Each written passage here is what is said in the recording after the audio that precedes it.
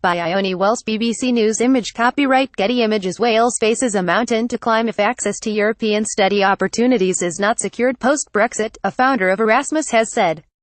Erasmus, the EU-funded study abroad program, celebrated its 30th year at the Senate earlier this month.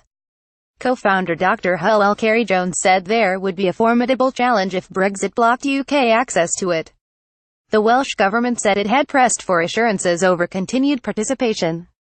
And the UK government said while its future access to the Erasmus program was subject to negotiations with the EU, it wanted to ensure UK citizens could continue to benefit from opportunities for cultural exchange. Millions of students across Europe have taken part in Erasmus since its inception in 1987, with the exchange scheme allowing students to study at thousands of educational institutions across more than 30 countries.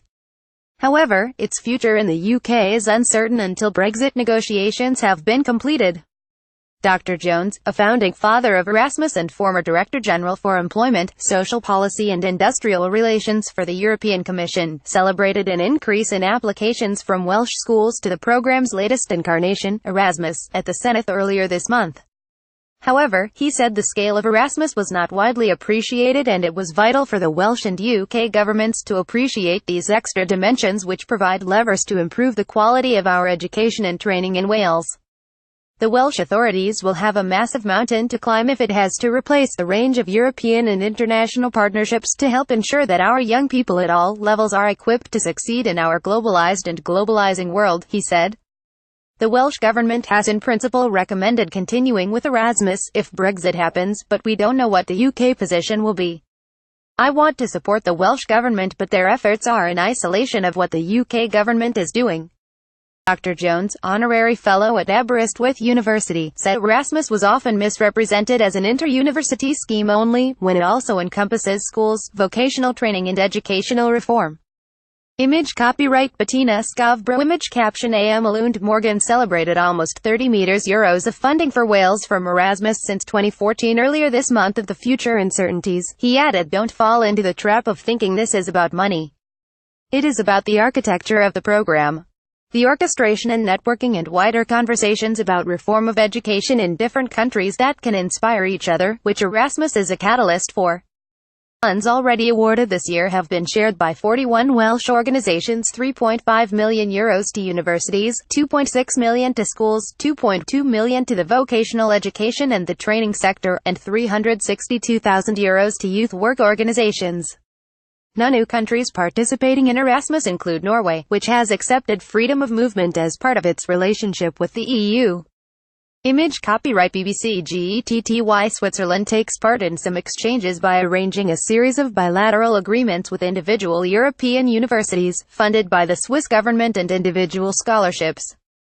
Universities UK, which liaises between academic institutions sending and receiving Erasmus students, is calling on the UK government to ensure future academic and student mobility, regardless of the immigration status of EU nationals after the UK has left the EU. The UK government has confirmed it will underwrite grant agreements for Erasmus signed while the UK is still a member state, but the future of Erasmus grants will depend on the outcome of the Brexit negotiations.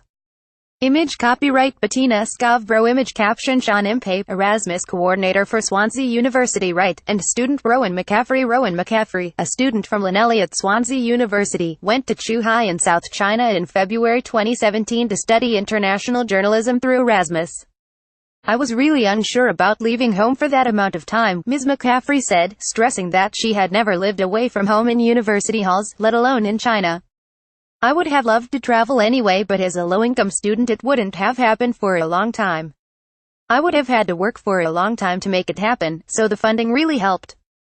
Image copyright Bettina Scarborough. Image caption Carrie Bosley, head of languages at Crickhowell High School, praised the Erasmus program. Carrie Bosley, head of languages at Crickhowell High School in Powys, said our students were the first group to go over to Finland as part of our Erasmus project, Roots and Wings, a trilateral partnership with Finland and Austria.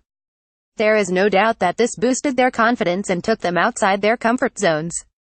The Welsh government said its Brexit white paper clearly set out its belief Wales should continue to be part of programmes such as Erasmus. We have made our views clear to the UK government and pressed it for assurances that current levels of investment and involvement in programs such as these continue alongside the free movement of researchers, a spokesman added.